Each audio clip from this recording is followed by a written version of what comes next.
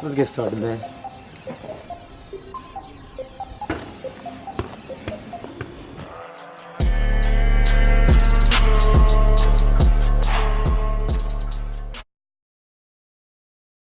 How's it going, guys? My name is Hamza Rana. We are back with the Week 4 Fantasy Podcast. Now, before we get started, we're changing it up a little bit. The segment's going to be called now Hot or Not. So for 4 different positions, the quarterback, the running back, the wide receiver, and the tight end position, I'm going to give you a hot and a not for the week. Simple, and it's a more structured, better packaged way to give you guys fantasy information. So let's get straight to the facts.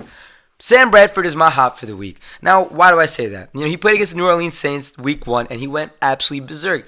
85% completion percentage. He was 27 for 32 passing the ball, 346 yards all through the air, and on top of that, this guy had 3 touchdowns.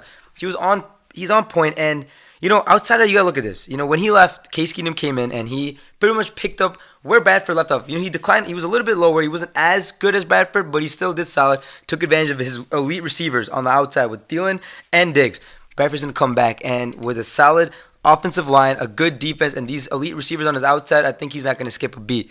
And he's also playing the Chicago Bears, who are giving about 26 points up a game. So this everything combined, all these variables combined, set him up for a very big game. So that's my hot. Now my not. Guys, I'm sorry about this, man. All the Steelers fans listening, I apologize because I love Big Ben. He has 2 Super Bowls. He's a multiple-time All-Pro, a Pro Bowler, a beast, an icon. But he's on the decline. I am on that bandwagon right now. I love him to death, but he has not been producing the way we're used to seeing Big Ben produce. He missed the open Antonio Brown. Antonio Brown, reacted pretty, I don't know if I liked how he reacted to that, but even then, rightly so. You got to make that pass, and that's just a little example of the decline of Big Ben. Now, forget him. There's 2 sides to every coin, right? The other side of this coin is the Jaguars' defense. Let's give respect. I'm not disrespecting Big Ben, but I'm respecting this defense. He's playing the number 1 ranked pass D in the Jaguars. They've given up only 147 yards a game. They've only given up 3 passing touchdowns.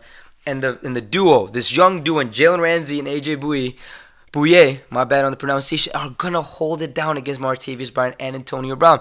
So I am excited for that Jaguars defense to play, this bit, and they're going to have a big challenge in that, but I think they're going to finally prove themselves. The league's going to believe in that defense. And I'm sorry, Big Ben, but it is what it is. Segue right into my hots at the running back position. Le'Veon Bell, it works out perfectly. This is exactly what happened last week against the Ravens. This is going to happen again this week. Le'Veon Bell's going to go off because Ben's not going to be able to get the game done over the air. He's not going to be able to get the ball to Antonio Brown, Martavis Bryant, and the Jaguars defense is really going to, contain him. Now, because of that, Le'Veon Bell was in the carry his team to the end zone, carry his team to the victory. He had 35 carries for 144 yards, 4 catches, 42 yards, and a touchdown. I'm just reading these numbers. This is ridiculous. These are stats that you get in Madden, and he was doing that in an NFL game, and they won a close game because of him.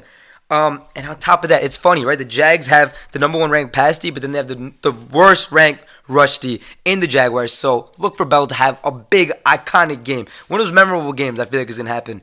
And let's go right into my not for the running back position. Tarik Cohen.